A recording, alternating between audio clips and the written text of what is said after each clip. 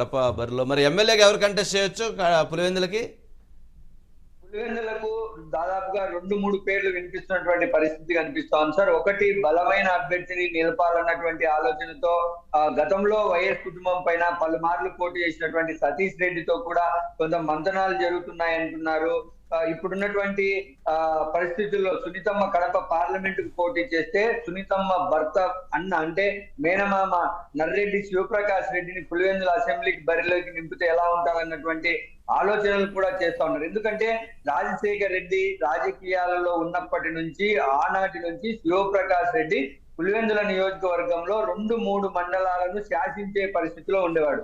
రాజశేఖర్ రెడ్డి రాష్ట్ర రాజకీయాలలో తలమునకలై ఉన్నటువంటి దశలో వివేకానంద రెడ్డి ఉమ్మడి కడప జిల్లా మొత్తం తిరుగుతున్నటువంటి పరిస్థితులలో నర్రెడ్డి శివప్రకాష్ రెడ్డి స్వయంగా సొంత మండలం అయినటువంటి లింగాల, సింహాద్రిపురం, తొండూరు మండలాల్లో ఆధిపత్యాన్ని ప్రదర్శిస్తూ వచ్చేవాడు సార్. ఇప్పటికి కూడా ఆ యొక్క